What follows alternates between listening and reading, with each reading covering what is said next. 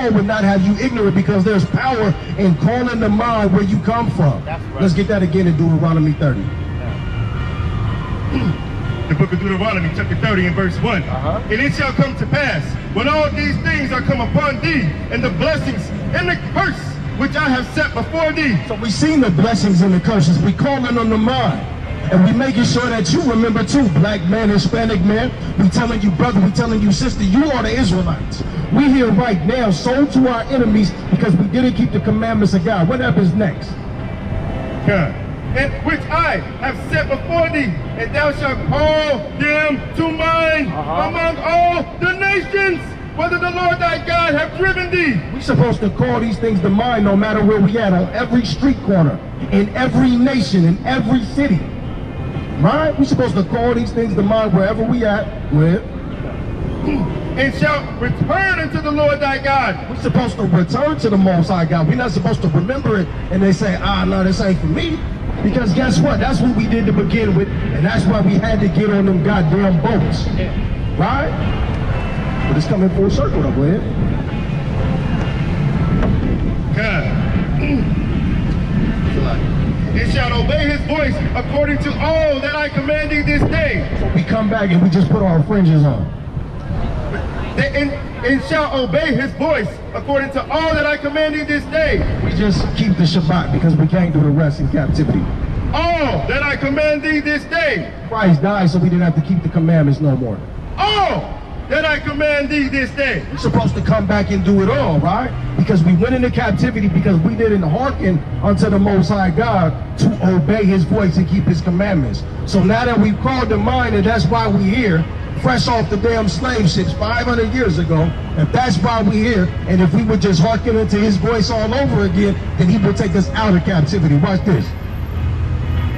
All that I command thee this day, thou and thy children, with all thine heart and with all thy soul, that the Lord thy God will turn thy captivity. The same way that you hearken unto the American dream with all your heart and all your soul, to where you believe the same man that put you in the chains is going to give you a check at the end of 2 weeks or 1 week, the same way you hearken unto that, you're supposed to hearken unto the voice of the Most High God and his promise that if you keep his commandments, he will turn your captivity, meaning you won't have to be at the bottom no more getting it out the mud. You don't have to dwell amongst the shit pile anymore. There go the devil about to ruin somebody's day. The book of 1 Peter chapter 2 and 9. But ye are a chosen generation. How you doing, brother? You a chosen generation. You know what I mean? You're a chosen generation. You ever heard of that? You a chosen generation? I mean, you come from a chosen bloodline. You ever heard of that? What's your nationality on your father's side, if you don't mind me asking? Your nationality, yeah. What'd you fill out on a job application?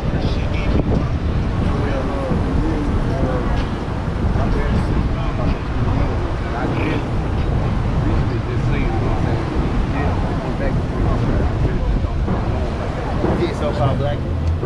So-called black. So that chosen generation we talking about, what I want you to know, our beloved brother Paul in the Bible, he said, I wouldn't have you ignorant about who you come from, right? It's very important to understand. You ever heard of Fort Judah?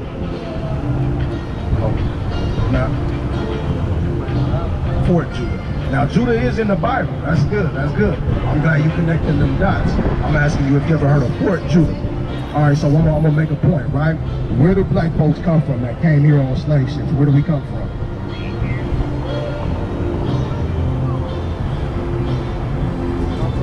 Where'd they scoop us up from? Where in Africa did they get us?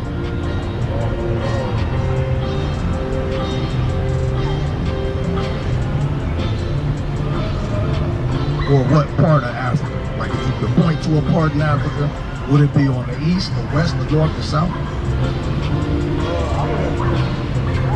The south? Okay, so he got us from West Africa. The white man came and got us from West Africa, right? In an area called the Negro area. Now within the Negro area, they got us from a place called the Kingdom of Judah. It's a little area right there. And then they built a prison called Fort Judah. They called it that because they were storing people from the house of Judah. Now he was right, Judah's in the Bible. Right, you hear where I'm going with this? When I say you a chosen generation as a black man, 9 times out of 10, you come from that same region, right? Because you're the ancestors of them people who came here on slave ships.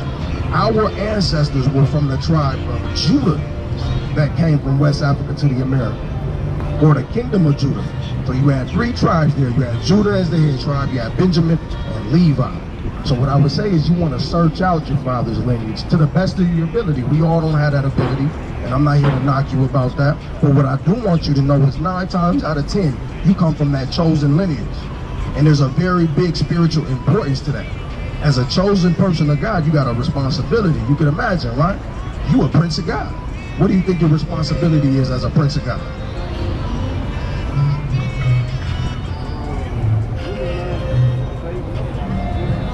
Another life? Save another life. This brother's in the spirit.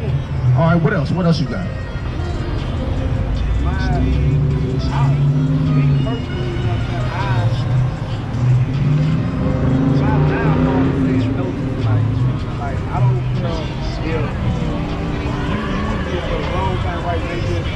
I'm so good hearted that I'm always giving my last. Even though if I'm going to pay a bill, my bill money is trying to figure a way to pay it, you know what I'm saying? My mama, you know what I'm saying, she always told me, son, you gotta have a when it comes time, she, you know what I'm saying, take care of your business and you ask somebody for help and they say, you know what it is, you turn around and give your class and come to what you gonna study.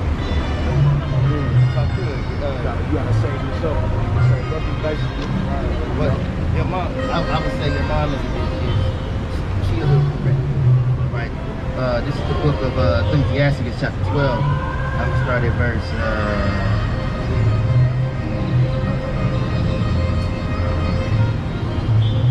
It says, chapter 12, verse 5. It says, "Do well unto him that is lowly, but give not to the ungodly.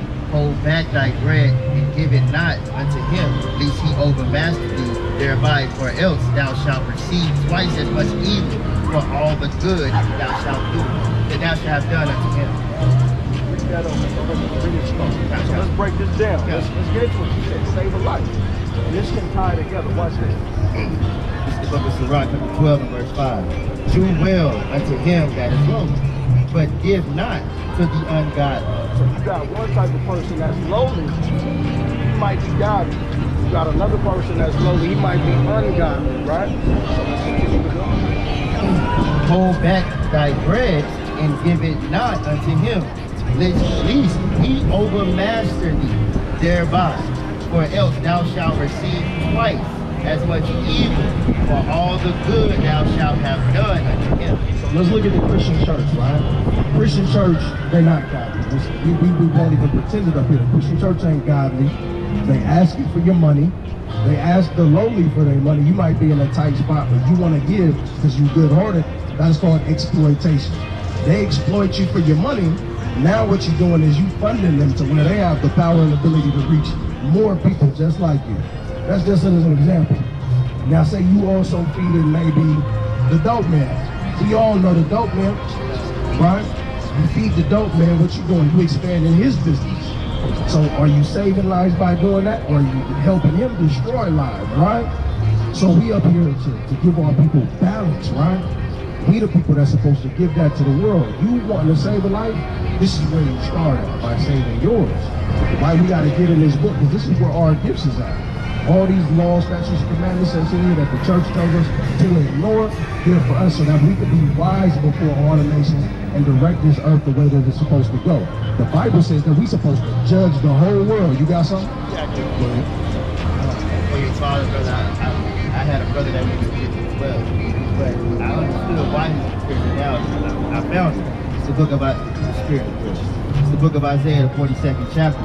Go to the 21st verse. It says, "The Lord is well pleased for his righteousness' sake. He will magnify the law and make it honorable to him." So we want to not be robbers, not be adulterers, not make our brother so mad that we slept with his woman on the side, and now he want to come and kill us, and then we go to jail because we just broke the law. Even though this wicked world, even killing your brother is breaking the law of the Bible. So if you go to verse 22, it says, "But this is a people robbed and spoiled." We are people robbed and spoiled. You would agree. We've been robbed. We've been stolen. All our heritage has been taken from us. We don't know where we come from, by and large. We think everybody's the same. Go ahead. They are all ensnared in holes and are hid in prison houses. So what's a snare? Yeah, what's a snare? What is it? It's a trap. We are in the trap, or we're hid where? We are all hid in prison houses. They are for a prey and none delivered. What you think that means? We for a prey.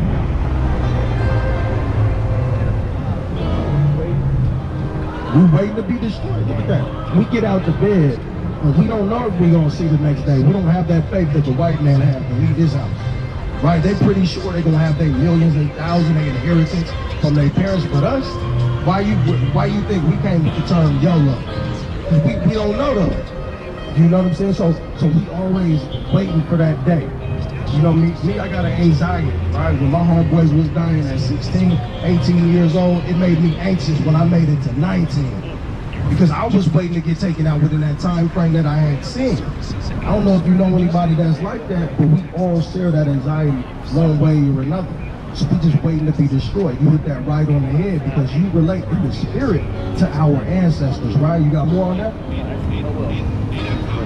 For us well and none saved or restored. None of it, nobody wants to restore us. Nobody wants to bring us back. We look for a nation that cannot save us. So that's real. Nobody wants to save us. They'll play like it's a post-racial society. They'll play like they're your brother, right? In the name of some damn sports team or something like that. At the bar, y'all friends, because y'all root for the same damn team.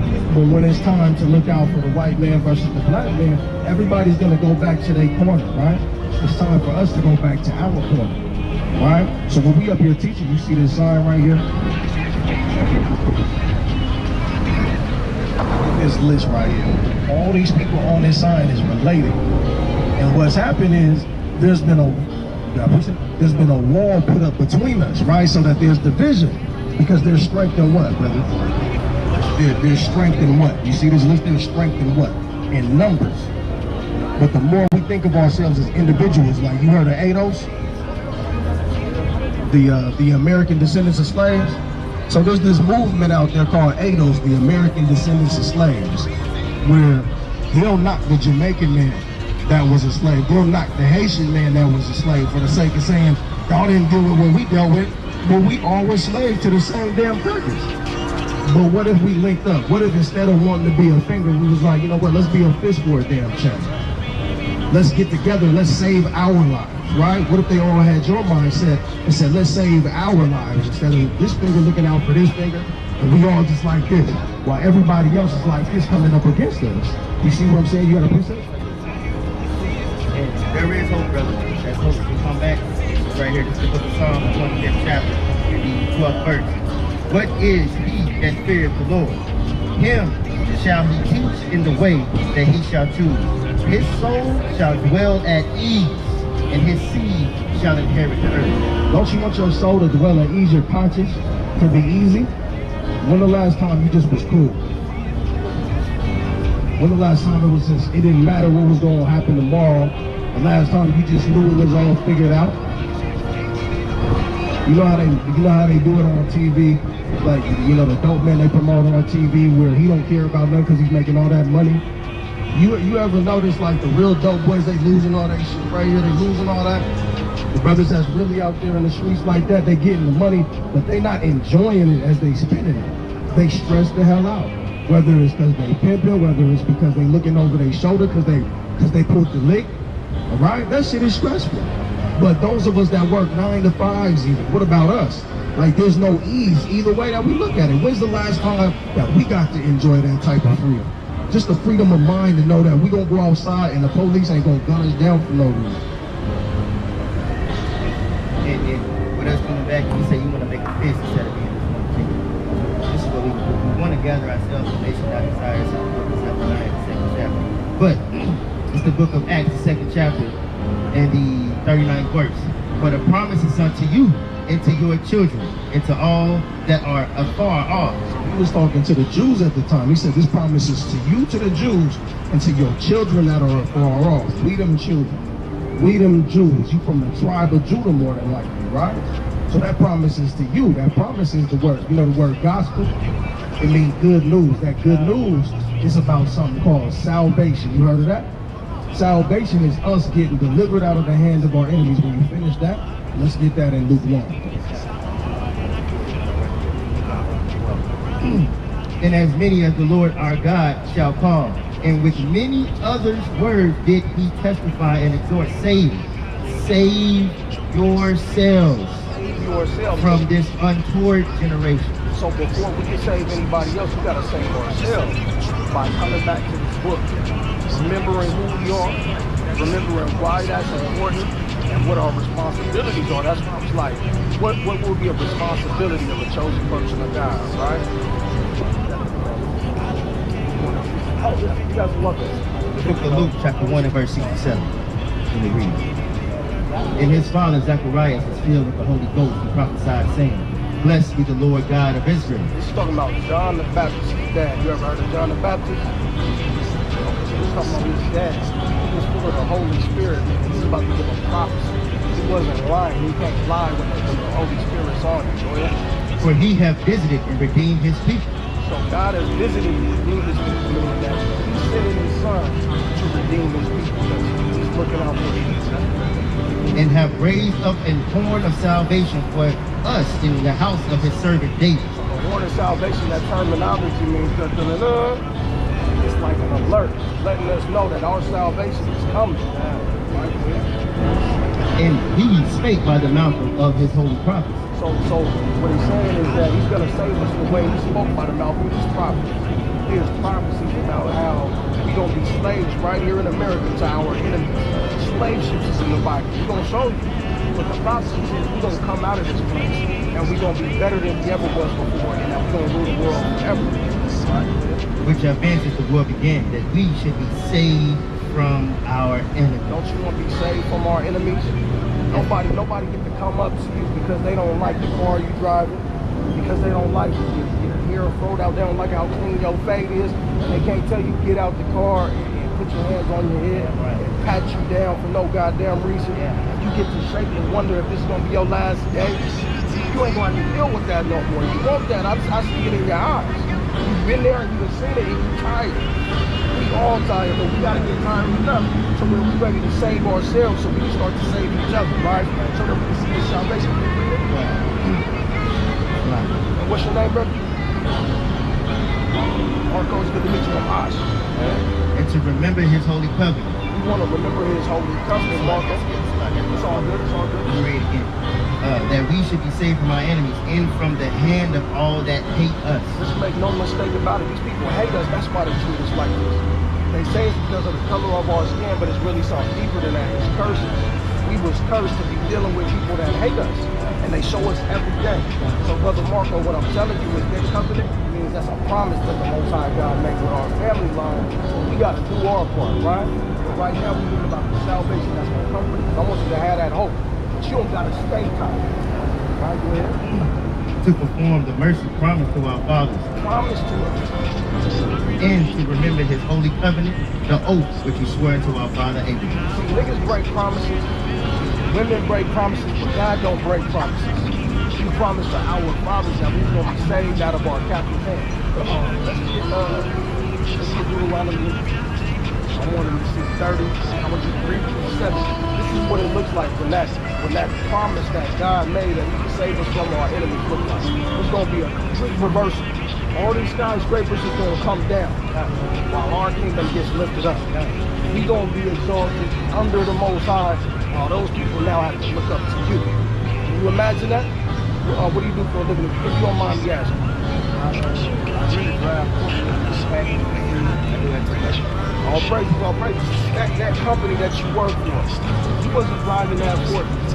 They wouldn't be able to do what they do and make the money they make. But you don't even see a bare fraction of it. How many brothers is it that look like you or is Hispanic men that work at your job versus how many white people? Whole warehouse look like you, right? One man. Now, wait, say that again. Except one man, he the only one that's in office. One man, he's sitting in the office all goddamn day. So it's a modern day plantation, right? But look, what that means is this whole nation runs off of your blood and sweat still, right? So it's gonna be a complete reversal where they gotta pay that back. You gotta precept, get your precept, and then you got Deuteronomy 30. The book of Deuteronomy, the 30th chapter, starting at verse 1. And it shall come to pass when all things are come upon thee, the blessings and the curse which I set before thee. So we at the time right now where we're seeing the curses as a sign, right? So now we have to call on the mind and make changes for ourselves, start to do the commandments. And we're gonna put you one of those so that when you leave today, you know you're on the right track to save your life. Then thou shalt call them to mind among all the nations which the Lord thy God hath driven thee. So we gotta call our wrongs to mind, all the stealing, the killing, the robbing that our forefathers did thousands of years ago, and the shit that we're doing today that we condone just by turning on goddamn BET, just by playing it and letting our kids learn these little songs. Cardi B, I can suck a watermelon through a goddamn straw. And her daughter hearing that one day, she gonna pick that shit up. Like those are generational curses. So we gotta call to mind that that's the direction we're going and why. And then when we do, we drive the other way, right? And shalt return unto the Lord thy God and shall obey his voice according to all I command thee this day. According to all that I command you this day. Right now we go to the church, they say just the commandments of Christ. Just this commandment, just that commandment. He said all of them, right?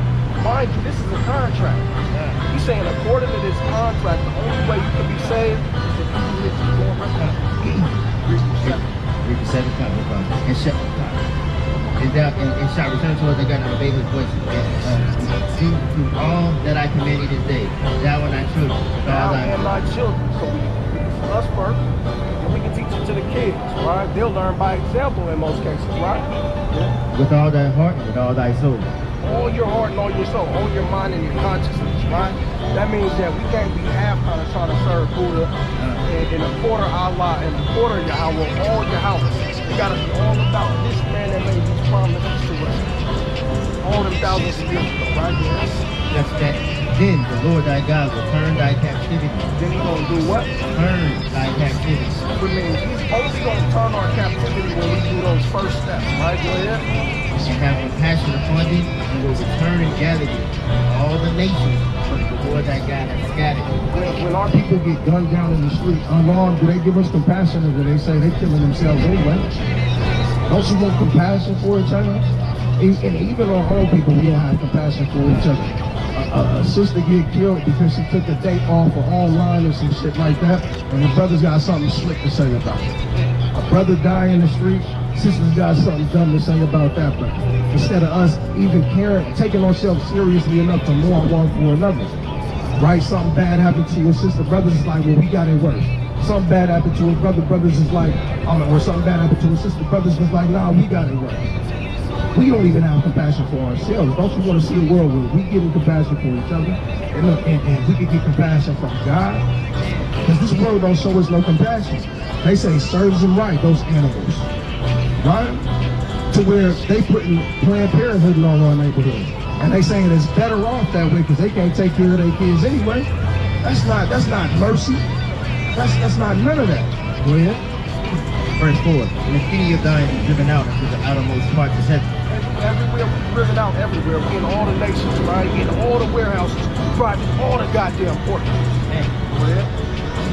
From thence will the Lord thy God gather thee, and from thence will he fetch thee. He's gonna get you from all them warehouses, from all them ports, from all them street corners, where they get to walk over you on a Saturday and buy whatever they want to, and all you want is some goddamn bread. He's gonna get us from all them places, brother. Marco, this is gonna be a dream. It's gonna be a nightmare, but it's gonna be a distant memory one day. Folks gotta do our part, brother. The Lord thy God will bring thee into the land which thy fathers possessed. Don't you want to be in a land where the white man ain't at, trying to take whatever resources he wants? Getting diamonds out of here, getting the oil out of there, telling you that you can't cross this border, that you gotta speak this goddamn language, and if you don't speak it proper enough, he gonna make you work right here in this corner right here, and he's gonna treat you like this, and he got a right to take you out your house in the middle of the goddamn night because you're not paying taxes. We want to see a land where we ain't paying taxes to no devil. These people are the devil that the Bible speaks of. Yes, Lord. And it's not enough to put an emphasis on that. It's to realize that we've been following the ways of the devil. The American dream, right? If the white man, the devil the Bible speaks of, if it's his dream, that means it's the dream of the devil. We damn delusional thinking that we're going to get heavenly riches chasing the dream of the devil. Look, we out here on this corner to tell you that the riches that's going to come to us is greater than this devil ever imagined. And he's not going to be able to steal it from us like he's stolen every goddamn thing else, bro. That's what we out here for. If you the only brother that we speak to all day today, guess what? You made my whole entire month. I need you to understand that. Because there's too many of us that just want to keep going with the damn grain. And all we doing marching that way is marching towards death. And he will do thee good and multiply thee above thy fathers. Multiply you above your fathers. Within maybe about 5 years ago, our population increases, blacks, Hispanics, and Native Americans actually hit a halt. Because we live in a lifestyle which is really asking for death, right? So we come from a place where we expect death, but now we welcome it. Drill music, right? That's the shit that everybody want to hear. But they're actually living it. We doing all the dope. We getting all the abortions. Our sisters is rapping about popping Plan B like M&M's. It was a song that came out. It was a few years ago. She said, "My nigga acting crazy. I'm about to get rid of his baby." She rapped that shit. That was a bar. People clapped. We dealing with a people right now where we hate ourselves so much where that type of shit is celebrated, bro. Right? So we gonna be multiplied above our fathers. Right now we decreasing because we killing each other, they killing us. The book of Exodus chapter 1 and verse 16.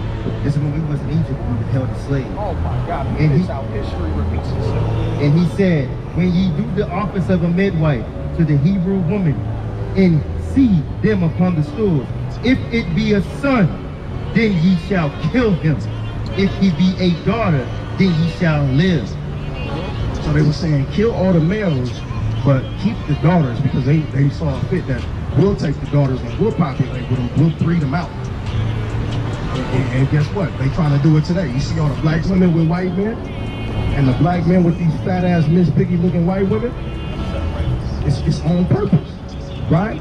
And what they doing is trying to paint an image in our mind that the sisters that have brains that are self-loving, they'll have the natural hair, right? But whenever you see a sister with natural hair on TV, 9 times out of 10 she with a white man, meaning that if you know what's good for you, you'll be with a cracker, right? That's the image they trying to paint. How would you like it to just not see our sisters walking up and down the street with a white man no more? For her to be able to feel safe knowing that her brother's watching out for her, rather than it being a battle of the damn sexes between the black man and the black woman. Black man want to be more feminine than the woman, and the woman want to be more masculine than the man, and we battling out. Who can walk better on the damn runway? We backwards out here, bro. But this is by design, right? Read that again for the brother. I'm going to show you that back in the day, our midwives are Israelite women, and they loved us so much. This is what they did for us. Verse 17. But the midwives feared God. Midwives did what? They feared God. So they wanted to save a life, right? Like you, brother, you want to save a life. Come back to the And did not as the king of Egypt commanded them, but saved the men, children alive. See how beautiful that is? We would be gone right now if it wasn't for our sisters, right? Brother Tupac he said, why do we kill our women? Why we steal from our women? But we got our name from a woman, a game from a woman. Look at the civil rights era, all the women that was riding with the black men, now the black men don't want nothing to do with the sisters no more. In a lot of places, not everywhere, but we hate each other so goddamn much. As opposed to this day, his eyes shall be evil. It's a thirst from God that our eye will be evil toward one another. The book of Deuteronomy 28 verse 1.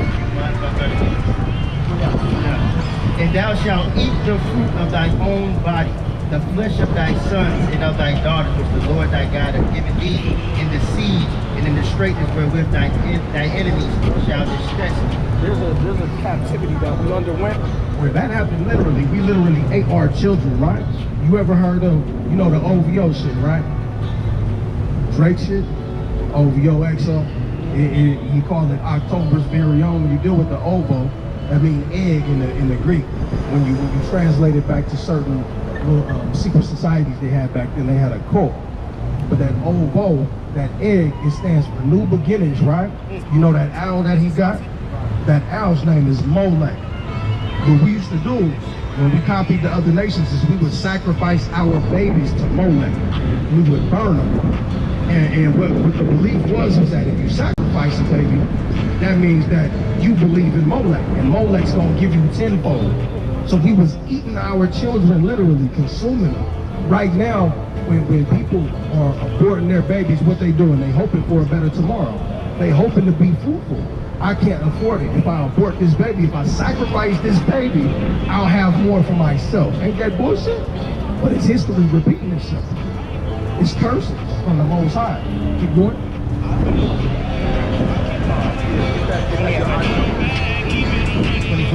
So that the man that is tender among you and very delicate. What if I tell you?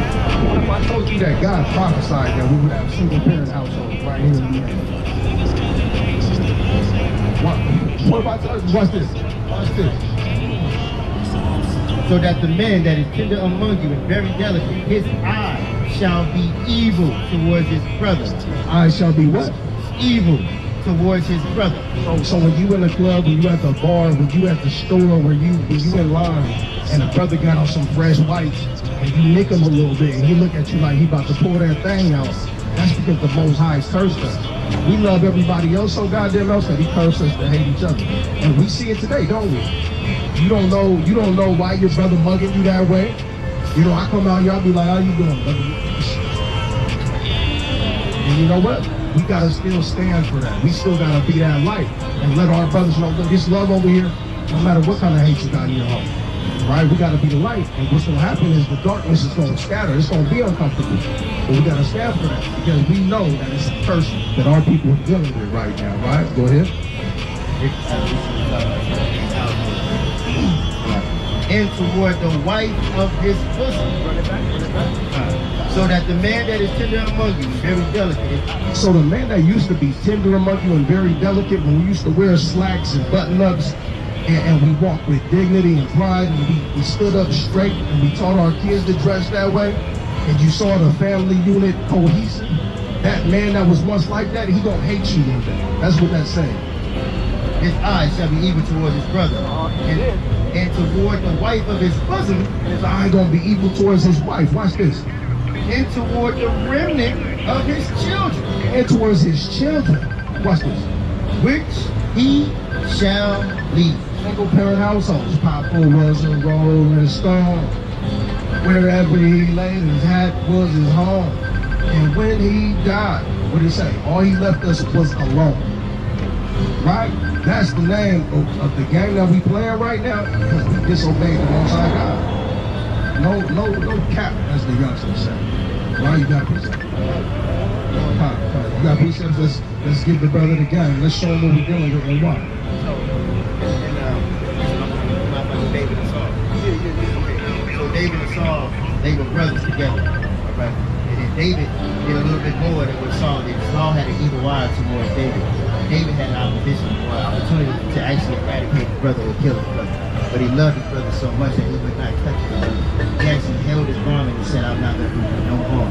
Because that was an example of how we're supposed to love and have compassion amongst ourselves, even when one of us hates each other. That's how we get back. That's going to be a revolving door like blood and grip, fighting each other over red and blue. It's ridiculous. We can't get out this state if we stay in this house. Brother, if you want to shoot me,